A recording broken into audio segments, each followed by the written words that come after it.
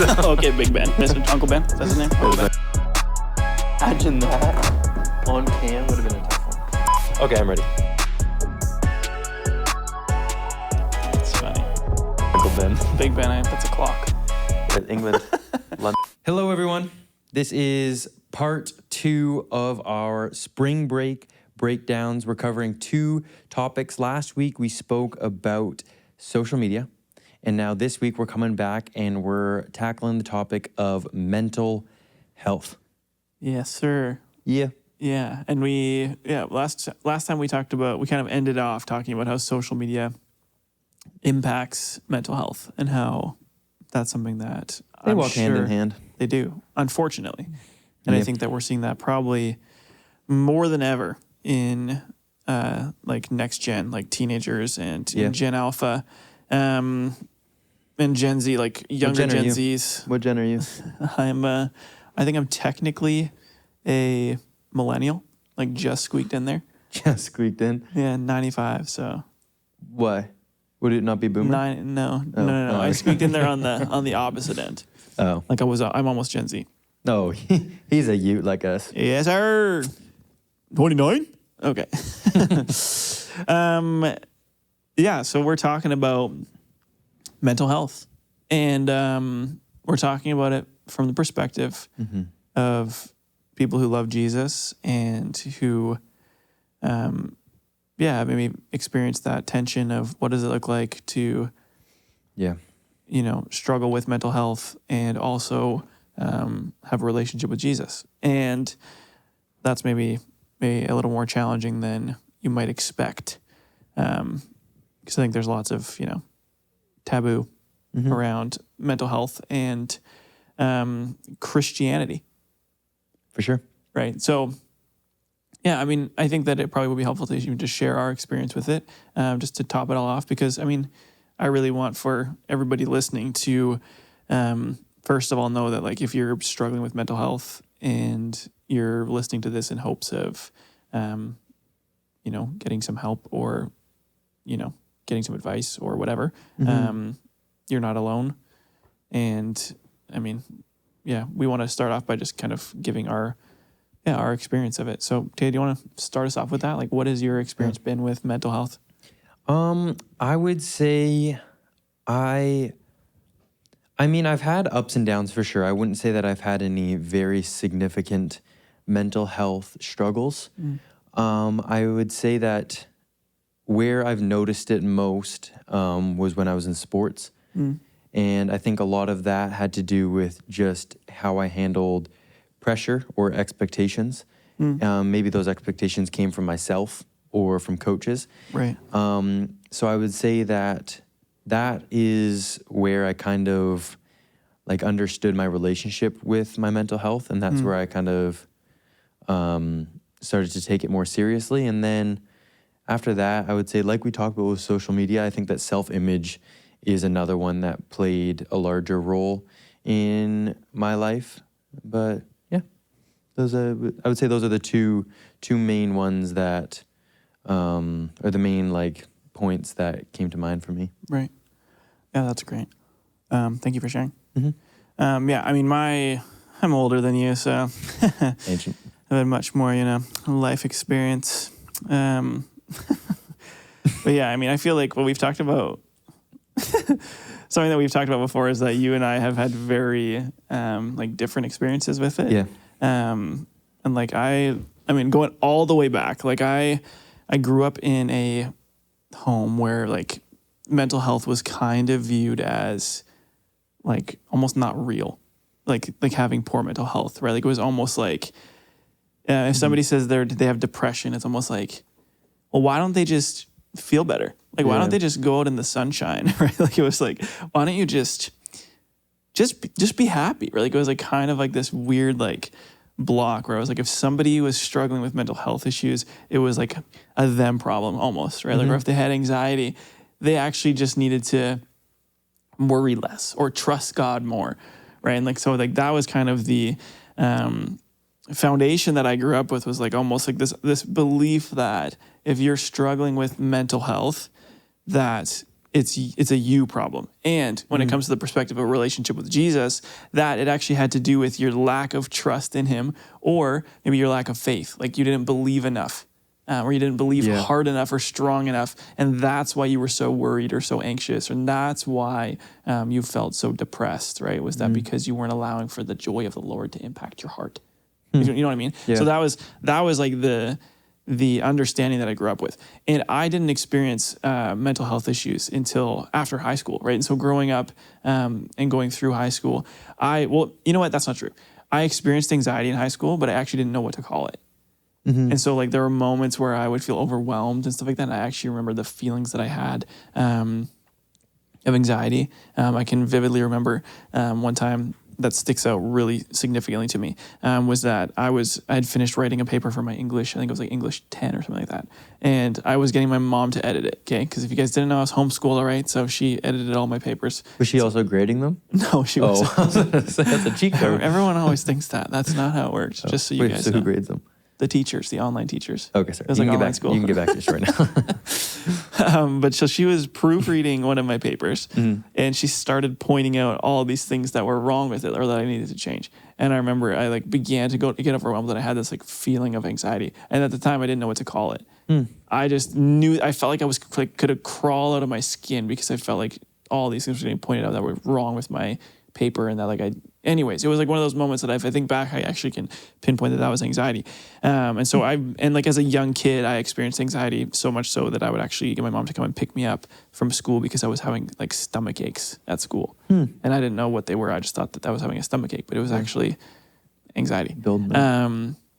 So all through high school and in like my young life, I didn't really know what to call that. And so I didn't think that I struggled with mental health at all. Or like I was like, oh, like I'm easy breezy, and everybody else who was struggling with it, I thought that they just needed to buck up and, you know, like I said, trust God more or whatever. And so after I graduated high school and I went to college, same thing, not really struggled with anything. And then I graduated college, and I went back to my parents' house to live there for like a year after school. And it was the first time since I graduated high school that I had like nothing that I was doing. Like I had gone straight from high school to college. And so I remember feeling like I was like purposeless. And like I wasn't doing what I had taken my degree in. Like I went to Bible school so I could go and work in church and serve God. And I wasn't doing that. I was working at Starbucks and living at my parents' house. Right. And so I remember like literally laying in the basement of my parents' house in my childhood bed, like the same bed that I literally woke up every morning in my whole life, and feeling like I just did not want to leave the bed. Like feeling like I had no motivation to get out of bed. Like it like felt like I was dying. Like it felt like the life was being like sucked out of me. And I had not ever experienced that. Like I'd never experienced that. Like, and I was like losing weight, like I was not active, like all these things that were like pointing to something deeper going on in my life. And like I said, I never experienced that. And I remember one morning, my mom and my dad both actually came downstairs when I was still in bed. And it was like, I don't know, it was like probably almost 1 p.m. and I was still in bed. And I remember them both sitting on my bed and like with the most concerned look on their face, asking me like if I was okay, and asking me if I thought that I was like, if I was feeling like depressed. And that was like one of the first times that I like had been able to maybe even face the reality of what was going on in my mind and in my body and stuff. Like I hadn't really processed that or even thought that, or like I was just like, oh, I'm just tired, man. Like I'm just tired. But like I just could do, like I had no motivation. And I would like drag myself out of bed and drag myself to work. And like I wouldn't, like I don't even know. I mean, I didn't go to a doctor and ask them if they thought I was like certifiably depressed, but I was experiencing depression like to a certain degree that I had never experienced before in my life. And I remember that was such a wake up call to me. And like realizing like, man, like, oh, this is like real, right? Like this is something that you can't just like pray it away. Yeah. Right. Like you can't just, believe harder, or like it's like a genuine, like real thing, right? Like that I was being impacted with. And my response to that, though, was actually just to find something new. Get your mind off of it. Yeah, like I was like, oh, like it actually, I thought I equated it all to my situation. Or like I was like, oh, like it's just because I'm at my parents' house, Yeah. I'm in my hometown, and I'm not doing what I'm supposed to be doing. I'm not You grew doing up what I in went Chilliwack? to. No, not in Chilliwack, in Powell River. Oh yeah. On the you Sunshine told me that. Coast. Yeah. So like in the town I grew up in, you have to take a ferry to go to and a ferry to leave. So like it wasn't like I could like, I don't know, go dip and hang out with friends. Like I was like Yeah. Locked in for isolated on the life. coast. Like just so you guys know, it's like literally like 8 hours of travel time to get Yeah. there, right? So it's isolated, right? And wild. so I thought I thought that it was actually the situation that was impacting my mental health, and that's what was causing me to feel the way that I was feeling.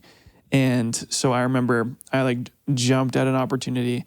My best friend was working at a church in Kamloops and was like, hey, like there's opportunity to work with us. We can't pay you, but if you want to work in church, like this is maybe an opportunity for you to do that. And I was like, I don't think I could have said yes quicker. Like I was like, Walked in ready to I'm rip. out of here. Like I'm out of here. I want to leave. Because, and I think I thought that it was because, that was going to solve it. Yeah. Like that was like the solution to my feeling low and feeling purposeless and all these things. And so, jumped into that. And like 6 months into that role, I like basically hit that rut again. Like same exact feelings, being in bed, and actually laying in bed. It was worse than it was before. Like I remember laying in bed at night and feeling like the thoughts of like, would anybody even notice if I just like disappeared?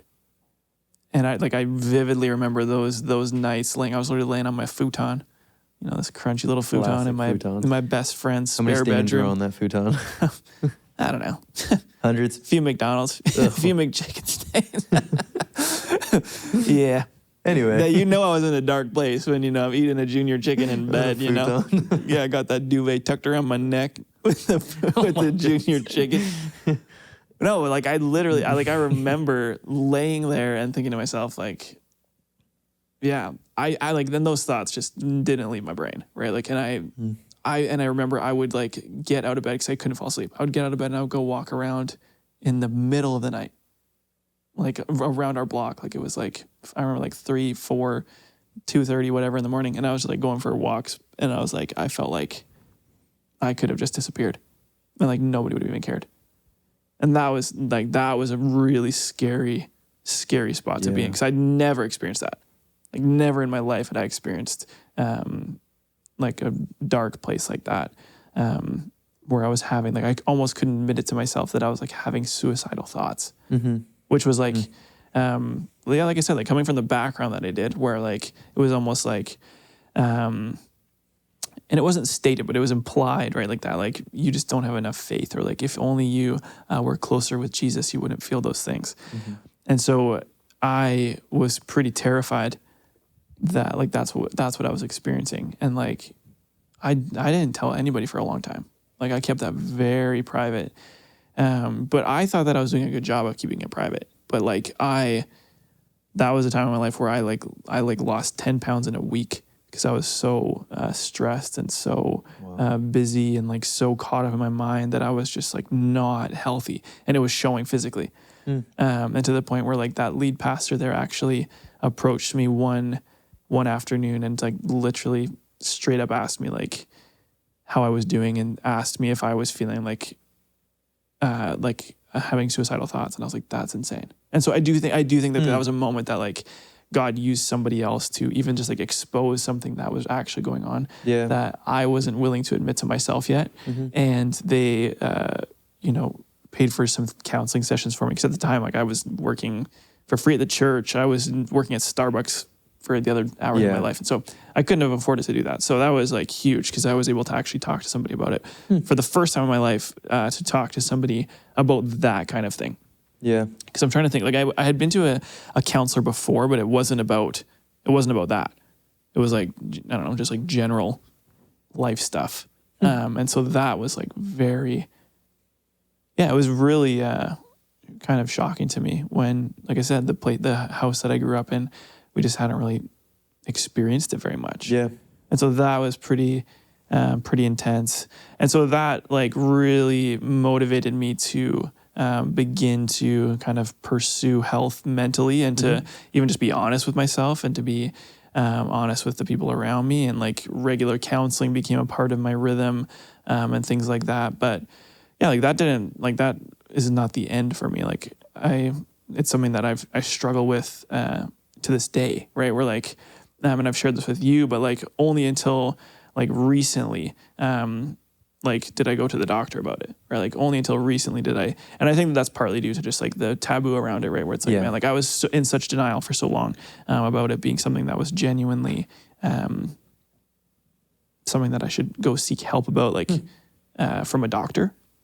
I think that I continued to believe the lie that like I could pray it away, or like I could, I don't know, like fight it on my own, right? Like I think that's for a lot of things, that's a lot of people's, the lie you believe is like, oh, I can just do it, right? Like I'm strong enough. Yeah. Definitely. If only I have more discipline in my life, right? Like that's what'll solve it. And it didn't, it really didn't. And so, yeah, that's where I'm at now, is that I have like really been able to be super honest.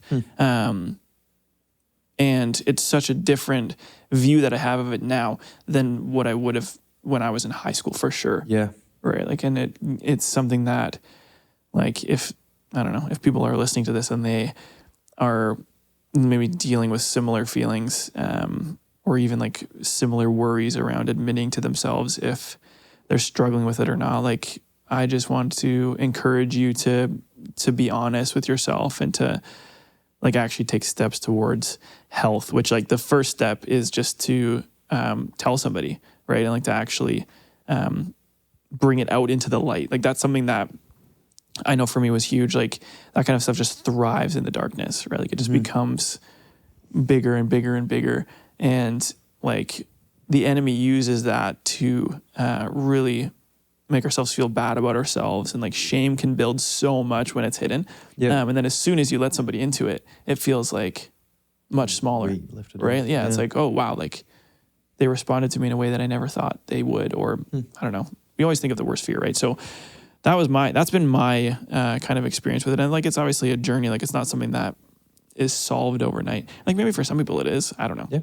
But it hasn't been my experience. So yeah, thanks for sharing, Spence. That was good. Yeah, but that's my little tidbit about it. And I mean, yeah, I think, something that's like important too is that we talk about this more, just because like there's so much more mental health struggles, I think. Or I don't know. I mean, maybe this is a question. Like, do you think that the mental health struggles are actually more, or that we're just actually more aware of it? I was just going to ask you that same thing. I was just going to ask, like, what do you think about people back in like the 70s? Like they're probably just not being honest with themselves. I don't know. I think that there's probably a few things. I think, okay, this may be an easy out, but I think a little bit of both. I was going to say that. I don't think it's an easy out. I think there's contributing factors to things now that they didn't have then that make it more of a prevalent issue. Yeah. Like, for example, we talked about last week with social media. I think that is a huge factor, like a huge factor on mental health. I don't know if you feel the same way, but like. Yeah, I think like that social media affects mental health. Yeah. Oh, 100%. I think, well, from my experience, like I said earlier, just like just like how you view yourself and compare yourself to others, that I think is the biggest takeaway I have from the crossover between social media and mental health. I also think that numbing out your feelings is a big part of it, because I think maybe you can, like you feel these feelings of, man, I'm in a low right now, like. Right. I just want to get rid of that for a moment, so I'm just going to go rip TikTok for like an hour. Right. And I think that that is, I don't know, something that's almost like aiding negative I don't know how to put that, aiding negative habits. Yeah. Yeah. Like it probably, well, it doesn't help anything, right? Like it's Yeah. numbing Postpones pain it, and stuff like yeah. that doesn't actually help anything, right? Like if you're dealing with depression or anxiety or even like worries or all those things, like Yeah.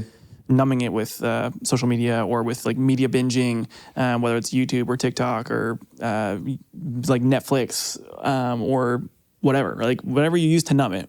It could be substances, Yeah, it could better be not be porn, YouTube it could be Shorts, but- yeah, YouTube Shorts is wild.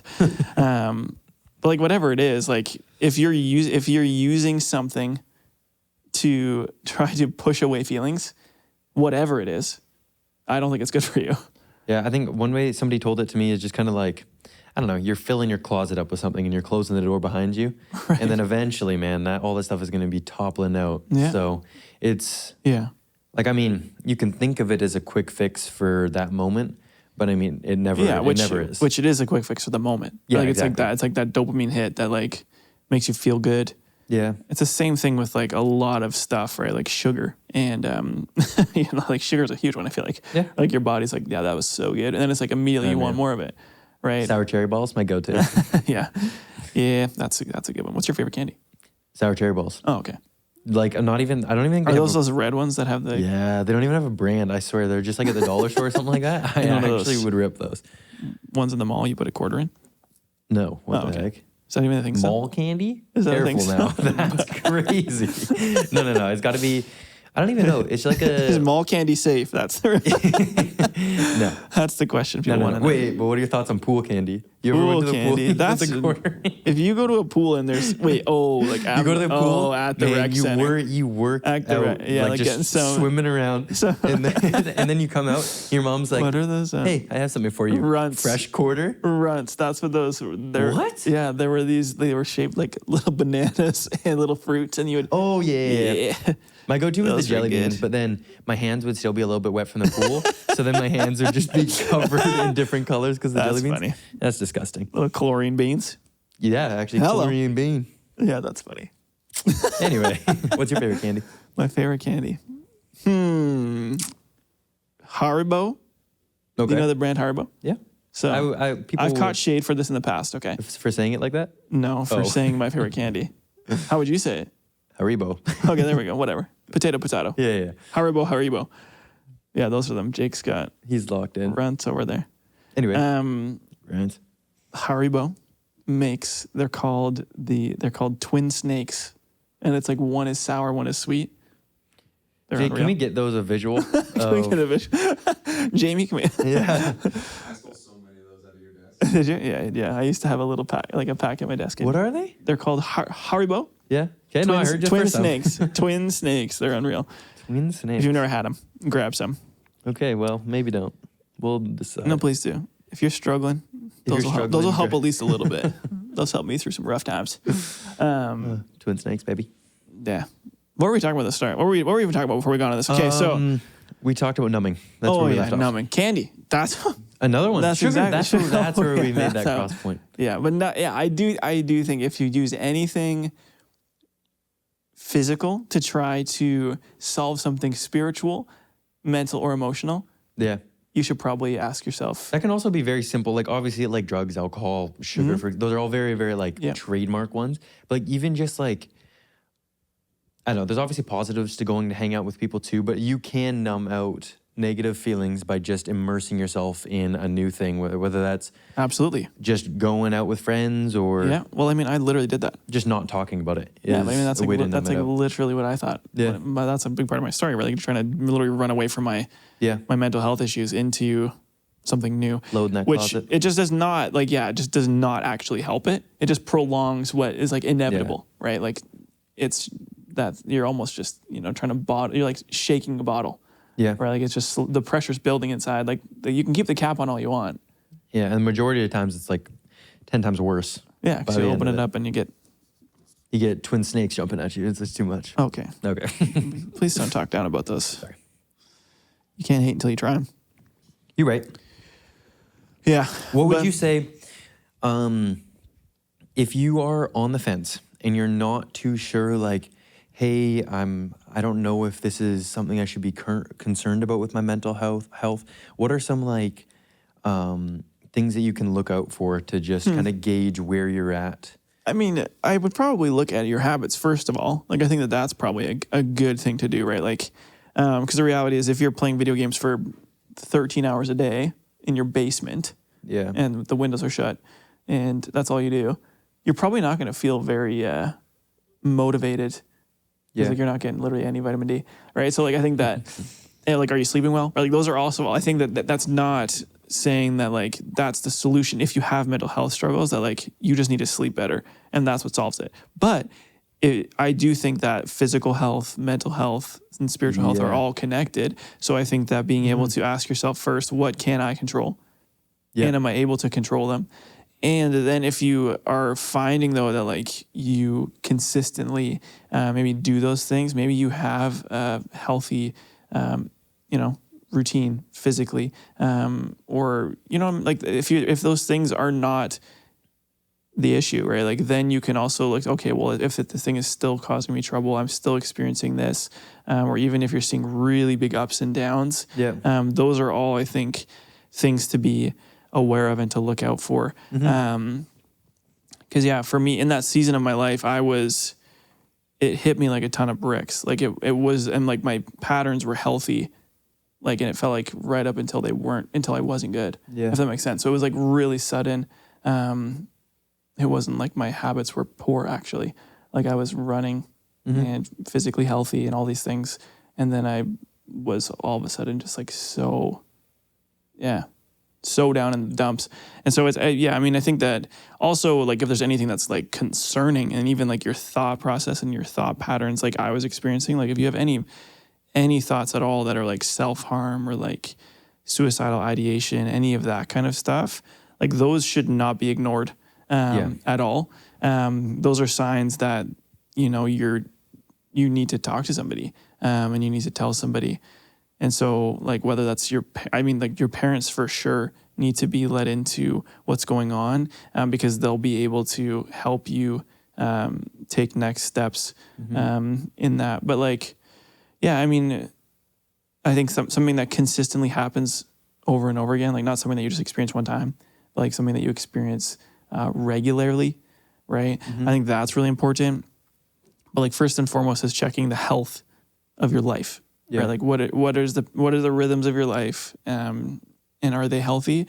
And then being able to evaluate too, like how often something is showing up for you. If it's anxiety or depression or some other kind of feeling that you're experiencing, like how often are you experiencing it? Like what intensity is it? And then like, it doesn't hurt to talk to your doctor. This is what not to do.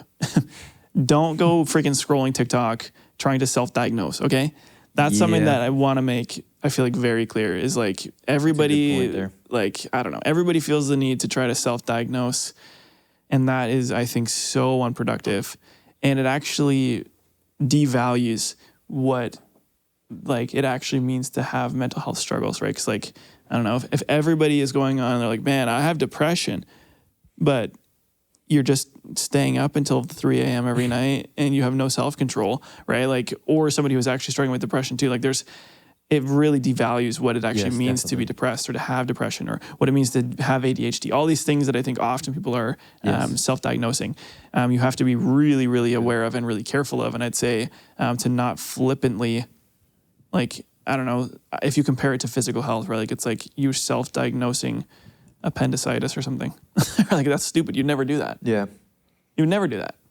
Back to what you said earlier about like how spiritual, physical, and mental health all definitely go hand in hand.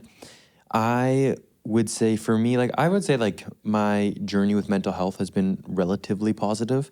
And I would say that my spiritual health and physical health played the largest role in that.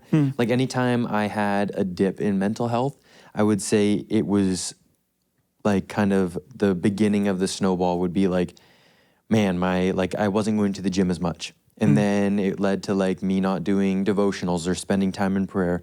And then I would say that those things led up first for me.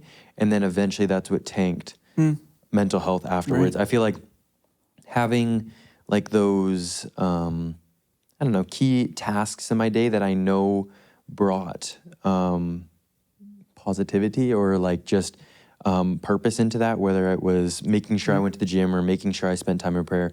I would say that those two things really helped set up my mental health for success. Yeah, no, that's great. And I think that a lot of times we don't connect those three things. Yeah. Like we don't actually, we think that they're compartmentalized in our life, which they're not. They're not, right? Like we're integrated people, right? Like meaning that our mental, spiritual, and physical beings are all one thing. Like they all are integrated with one another and have connection with one another in ways that impact each of those different areas of our life. And I mean, like, I think that everybody has probably experienced that. Yeah. Right? Like if you, I don't know, feel bad about yourself, you're going to, like, it's going to be affected. And maybe you feel bad about the way you look. You think that you don't like the way that you look. It's going to impact how you eat, what you eat. You know what I mean? Like all these things. Like it's going to impact your physical body in that way, as well as it's going to impact how you think that God views you. Yeah. If you don't think that you're good enough, you're going to think that God also thinks that, right? So I think that you cannot underestimate how important it is to, look at all three of those things, just for your overall health. I think, again, I'm no psychologist here, but we know that from my personal life, what I've observed is that definitely the things that you surround yourself with can play a part. Like you were saying, like there's obviously different scenarios where your surroundings aren't gonna change drastically. But I would say for me, in my experience, I would almost say like even my room is kind of like a window into what's going on in my head kind of thing. In the way that if my room is nice and clean and tidy and like I've kept it looking good, I would say that for that week, my mental clarity has been more positive than usual versus vice versa. And it's a messy room, not doing very good. Then I would say that would correspond with like, say, a hectic week or things like that. Yeah. And I would say, I think that's really good. I think something that's really important for mental health and something that I try to tell people if they or maybe wanting to make a change in their life is like it all starts with knowing yourself though first. Like you have to I tell people I think it's important to like start collecting data on yourself. Right? Like when you have if you have concern, like say you want to change a habit, say you don't like I don't know. Maybe let's use social media as an example because we talked about that last week. But say you want to change the amount of time that you use social media, and maybe you even feel that you're using social media to numb out a feeling. Okay, a good like pathway forward for that would be to observe and like make note of how you're feeling and like what situations actually spark or trigger you to use it to try to numb out. Or like, is it when you're lonely? Is it when you're sad? Is it when you're by yourself? Is it when you're bored? Is it late at night? Is it in the morning? Like being able to actually collect data on what is impacting those behaviors to then understand the why behind the behavior. Because if you're just like modifying behavior, I don't think that it's actually effective. Right? Because like you can modify a behavior all you want and like just behave right. But like what we were talking about, like you were saying, like it's like stuffing your closet. Or like you can behave really well away from that closet, but what if every night you have to come back and open that closet door? Which is almost like what we all have to do when we spend time with ourselves, right? Like that closet doesn't go away. It's just always being stuffed with things, right? And so when you don't understand the why behind your putting things in that closet, you won't actually stop putting things in that closet. It'll just change the way you behave away from it. I agree. You know what I mean? So I think that that's something that's really important. And like for me, that's probably been like the stuff that I've spent the most time on is understanding why, or like asking myself why when it comes to behaviors that I don't like or things that, I find are contributing negatively to my mental health, are just trying to dig a little bit deeper into understanding myself with them, understanding the lies that I believe in myself, understanding, those sorts of things. Like, why do you get anxious? Okay, well, it's like starting to try to really sit with those feelings as opposed to just numbing or, blowing them off. Because it's scary, though. It's really scary to do that. Sure. I like what you said about doing like almost research on yourself. I think for me, like my room representing like how I'm doing Right. I would say like is something that I've learned about myself. Right.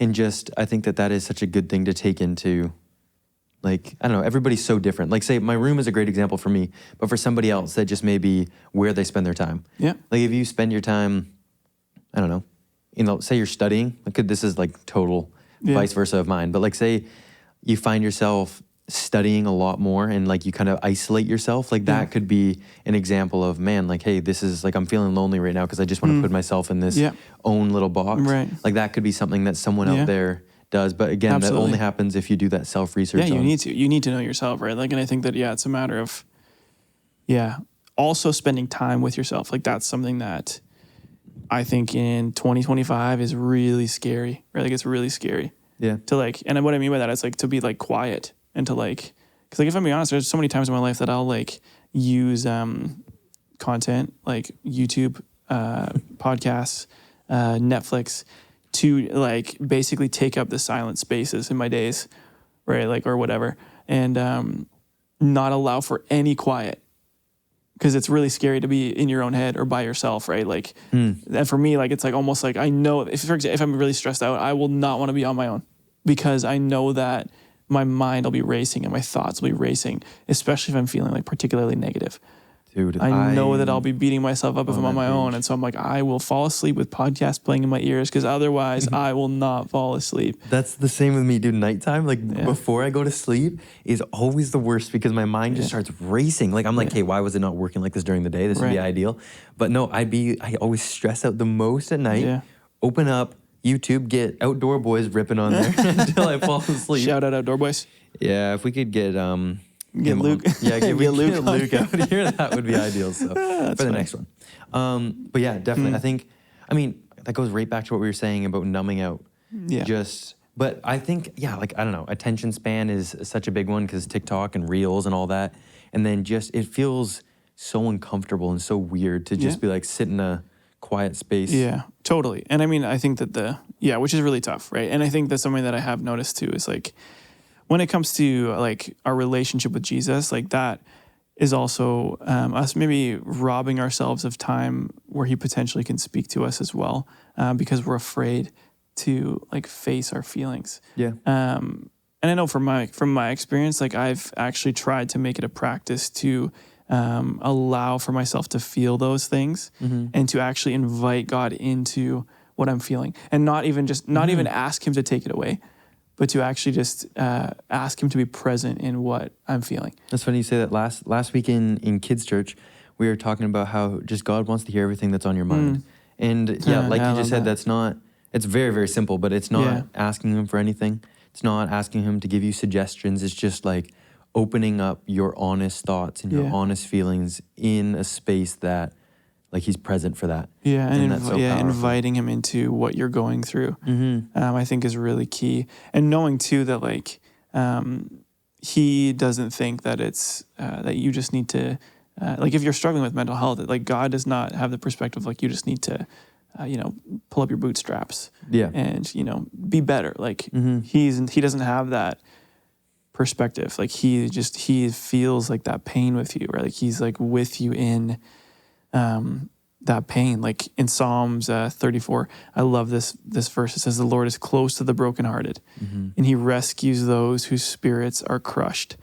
And like that idea that like God is so close to us when we're in pain, and like he desires to be with us when we experience that pain or that low, and he wants to be like invited into what you're going through. And it's really hard to do that when we are trying to just numb out our feelings. I also think that to go along with that, like people would maybe argue that, well, God already knows what I'm thinking. Like, why would I want to like speak it out loud? But like, that's what's so powerful about it is that, like, of course, he does know what you're thinking already. He already knows what you're going through and what's going to happen next. Yeah. But just for you to take that step in inviting him into that with you, that's where the power is. Yeah, and it's like that act of like saying, like, God, I trust you, or like, I want you a part of this, as opposed to expecting him to, I don't know, just do it. I don't know. It's also being able to admit it to yourself when you say, like God, like I'm struggling, or like I'm really having a difficult time, instead of just being like, like he already knows. Yeah, exactly. It's easy to Right? brush off. for Yeah, and I sure. mean, there's stories in the Bible of like people asking God for things, Yeah. and God responding to their request in like by saying basically like if you didn't ask, I wasn't going to. Yeah. Right. And like I think that that's also very real. Right? Like he wants to know our desires, and he wants to also be led into what's going on. And like I think that mental health is so tricky, right? Because I think that so often like the thought is like, well, like why doesn't he just take it away from me? Yeah. And I think that's the same with like physical issues as well, right? Like saying like, God, like why doesn't God just like heal me immediately? Why doesn't he just take away things like this? Or why doesn't he just get rid of it? Right. And the reality that like we live in a broken world where things are broken, right? Like because of sin, like we experience pain and we experience hardship and we experience difficulty, and we don't know the why behind everything, right? Like we don't know why people die too early, like early in life. We don't know why people struggle with mental health. We don't know why, right? Like we know why in the sense that we know the world is broken, right? But like it's not fair, like, or like it doesn't seem fair. Like there's stories of people who get healed, like of like one day they wake up and their depression is gone, or like those sorts of things, right? And so like we have to be willing to act in trust and invite God into moments and trust that he actually has the best in store for us, whatever he decides to do in our life on that front of things, right? And like, I don't know, would I love to be able to wake up tomorrow and not have to deal with like really depressive feelings at times? And of course I would, right? Like, would I like to wake up tomorrow and not have to take a pill in the morning? Yeah. Yes. Right? Like that'd be really nice. But the reality that like, I believe that God has something to do in this situation. Like he actually wants to work something in this situation. And he doesn't just want, he wants the best for me, right? Like he doesn't just want to snap his fingers and make everything easy. Yeah. He wants for like, and that's part of the brokenness. It's God working in a broken world in us. Cause like God himself is perfect. So he can't, like the reality that like he can't like fix sin because he's a perfect God. Like he can help redeem us. Yeah. He can't redeem sin. He can redeem us, if that makes sense. Like it's like, that's not who God is. Like sin is the opposite of God. And like we were talking about just how when you're going through all these difficult seasons, whatever they may be, like in James 1, which we were talking about like not too long ago, it's just the idea that during those times, and when you sink into prayer and when you just express what's on your mind to God, that's when your faith can also grow as well, and huge in that. Just that it's hard. Yeah, it's hard to go through, obviously.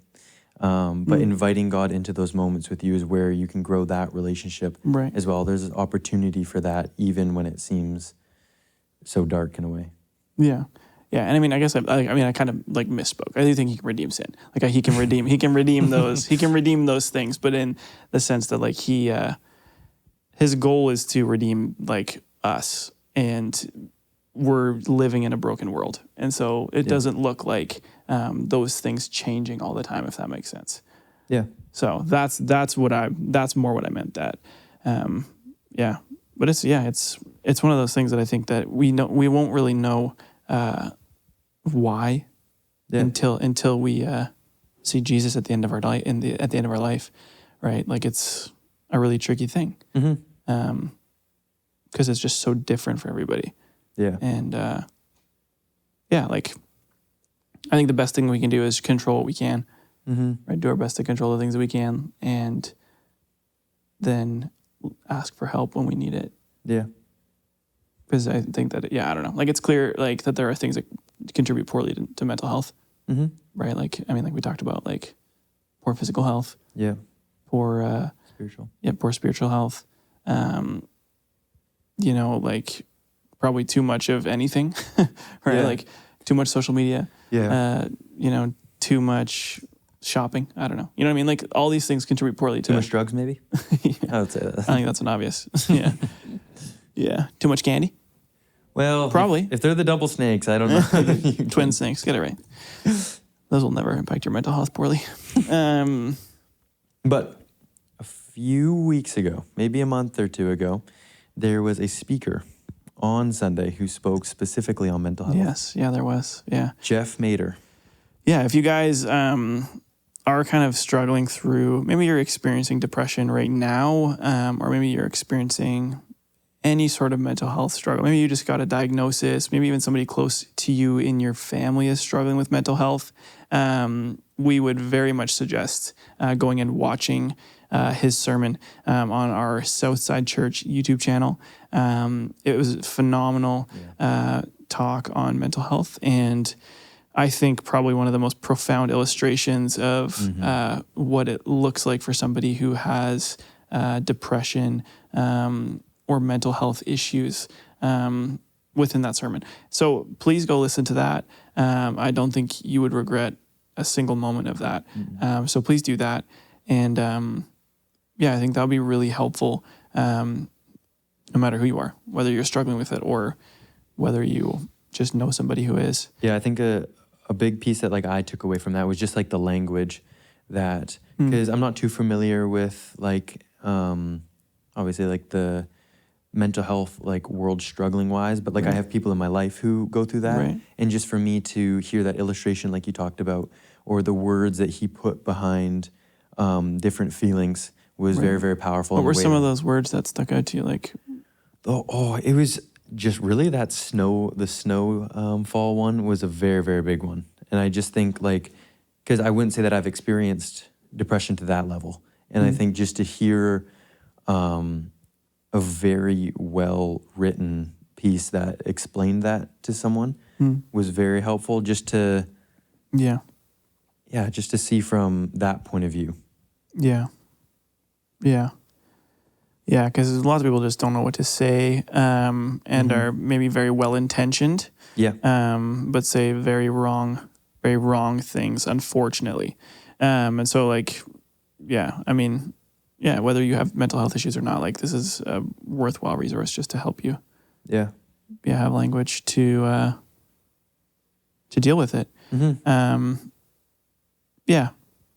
It's a tricky topic because, like what does it look like then to move forward if you are struggling with mental health, or what does it look like to set yourself up to succeed in the area of mental health? Like you said earlier, the first step of that would just be being honest with yourself. And if that is something you're dealing with, maybe be like, I don't know, maybe just acknowledge it. Right. And whether that's speaking out to someone, or maybe that's just to take that step from denial to actually understanding like, hey, like maybe I am going through something that's bigger than just a bad day. Right. And I think that first step of acknowledging it and expressing like, hey, like this is something that I should take more seriously and move on with this. Right. I would say that's my first thoughts on it. That's so good. I think that it's so important to take this part of life very seriously. If you are, my wife is a therapist, so I think I'm obviously an advocate for talking to a professional about things like this. But like, if you feel like you are, having difficulty, and like I think that the reality, like we've talked about, like today, there's so many things, so many pressures, so many things that are going on in the world that it can be really hard to even know how to navigate that internally. It can be very, very helpful to have somebody who is paid to do it and has gone to school and is a professional at helping somebody walk through and navigate their feelings. So like I feel like therapy is such a huge key to having a healthy mental state. Like that's a big deal. I think something that's also like interesting to navigate is, say maybe you're not struggling with mental health significantly, but someone that you really care about or someone that you're really close to might be dealing with. Right. I think how you can handle that is very, very difficult, just because how are you supposed to relate if you've never been through anything like that? Right. Or how are you supposed to Right. bring it up if they don't, but you obviously Right. notice that? Right. Or how can you get them help without, because there's a tension between that, because you don't want to overstep boundaries, obviously, Right. but you also like care about them and love them. Right. So how can you navigate that difficult battlefield of Right. someone in your life struggling with mental health? What would you say? Yeah, I mean, like, I feel like curiosity towards them is probably a big key, as well as asking them, like, what does it look like for me to support you? Yeah. Those sorts of things I think are really key. But like, yeah, I mean, at the end of the day, being able to let people know that you're there for them, I think is huge. Like letting people know that they're not forgotten, I think that's going to help anybody, but like, especially if you're struggling with mental health. I feel like people, if you're looking to support someone you feel like is going through that, making sure that they know that you're there for them, I think is really huge. Yeah, but like everyone, I think also needs to be able to be experts on themselves so you can even communicate to others Yeah. what is helpful to you. Yeah. You know what I mean? Like, I think that's also really important.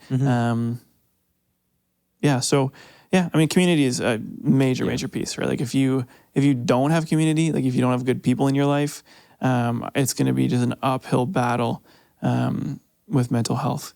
If you don't have people supporting you and like championing you and desiring to see you grow and be helped, I don't think that you're going to have a very easy time navigating towards health. For sure. Yeah. So, yeah, I feel like those are probably key. Like, if you don't have a counselor already, finding one. If you don't have a community already, finding one. Having healthy physical body and healthy spiritual life are all really major pieces. And knowing yourself. Yeah. Yeah, I don't know. Do you have anything to add to that, Taylor? Like, do you feel like there's anything else that? I think back to the point where, like, how can you support someone who may be going through struggles with mental health is if you feel that tension where maybe you should reach out to them, Right. and say you get a response that is almost negative in a way. You're like, oh, I reached out like trying to help them with like the best of intentions, and it was a negative response, or they didn't open up or anything like that. Like I think that it's difficult to look at that and be like, oh man, okay, well I guess I should just give up then. Right. And I think that instead it's important to realize like, hey, that you did what you can in that point, but Right. that doesn't mean that that's a lost cause. Like that's Right. a seed that's planted that should have that should be approached. Yeah. And just because maybe you don't get the response that you want from that doesn't mean that it was a bad interaction. It's kind of what I was getting at. Yeah, no, I think that's really good. Yeah, I really like that. Yeah, I mean, like if you're someone who's listening and you're struggling with mental health, I mean, we, like, Southside Youth exists to create a space that's safe for you to engage with people and engage with Jesus. And I feel like what I want you to know is that we want to support you in your journey of mental health. You know, if that's something that you're struggling with, right? Like step one is telling somebody, whether it's your parent or your small group leader or a friend. But like we want to walk with you, and like your small group leader wants to walk with you, and we want to see you begin the journey towards health, whatever that looks like, right? Like whether that looks like a diagnosis or medication, whether that looks like helping you solidify habits in your life, whether that looks like getting counseling, whether it looks like even just being able to process what it means to, you know, have a mental health issue or disease or any of those things, right? Like I think that's really important to bring people into what you're going through, especially when it comes to mental health, because it can be so isolating and feel so individual. And that's not where I want you to be. I don't think that's where God wants you to be either. I think that his desire is to see you flourish and to live a life that is as he intended it to be. So, yeah. Anything else to add? No, sir. No, sir. Well, we just wanted to say that, we really appreciate you taking the time to listen. Yeah. If you didn't catch last week's, please go check that out. And if you didn't catch Jeff's sermon, go check that out as well. And if you are struggling with mental health, please reach out. Either, you could DM us on Instagram. I don't know, whatever's easier for you. DM us on Instagram, send me an email, youth@southsidelife.com. You could even talk to your small group leader or just talk directly to Taylor or I. And we'd love to journey with you into health. But tell someone. And I just want to reaffirm what that psalm says, that the Lord is close to the brokenhearted, that he rescues those whose spirits are crushed. And if that's you, if you're, sitting at home, maybe you're on a walk or you're, doing chores around the house and you have this in your headphones and you just feel brokenhearted, I just want to encourage you that God is close to you. God is close to you, and he cares and loves for you so, so much. And so, we can't wait to see you in person next week. But this concludes our spring break breakdowns. And please let us know if there's anything else that you would like to hear us chat about further. We want this space to be available for you guys to hear maybe in-depth and honest conversations around topics that we don't get to talk about on a typical Wednesday. Yep. We can't wait till next time, and we will talk to you guys later. Bye. Peace. So we're just going to pop in here, you guys, because we thought that it would be a really great idea to put the snow analogy from Jeff's sermon just straight into the podcast, because Taylor mentioned it, and we thought it was too good not to just include. And hopefully that encourages you and it helps contextualize what we are talking about. When you have depression, it's like it snows every day. Some days it's only a couple of inches. It's a pain in the butt, but you still make it to work and the grocery store. Sure, maybe you skip the gym or your friend's birthday party, but it is still snowing and you don't know how bad it's going to get tonight. Probably better just to head home. Your friend notices, but probably just thinks maybe you're flaky now or kind of a jerk. Some days it snows a foot. You spend an hour shoveling out your driveway and you're late to work. Your back and hands hurt from shoveling and you leave early because it's really coming down out there. Your boss notices. Some days it snows 4 feet. You shovel all morning, but your street never gets plowed. You're not making it to work or anywhere else for that matter, and you are so sore and tired, you just get back into bed. And by the time that you wake up, all of your shoveling has filled back in with snow. Looks like your phone rang. People are wondering where you are, but you don't feel like calling them back. You're too tired from all the shoveling. Plus, they don't get this much snow at their house, so they don't understand why you're stuck at home. They just think you're lazy or weak, although they rarely come out and say it. Some weeks it is a full-blown blizzard. When you open your door, it is to a wall of snow. The power flickers and then it goes out.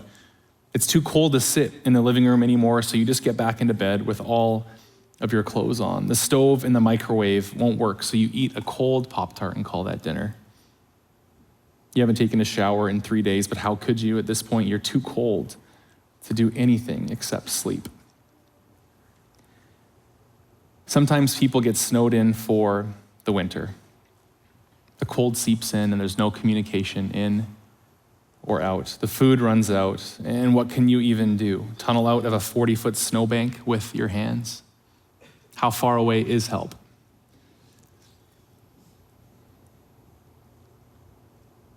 Can you even get there in a blizzard? And if you do, can they even help you at that point? Maybe it's death to stay here, but it's death to go out there too.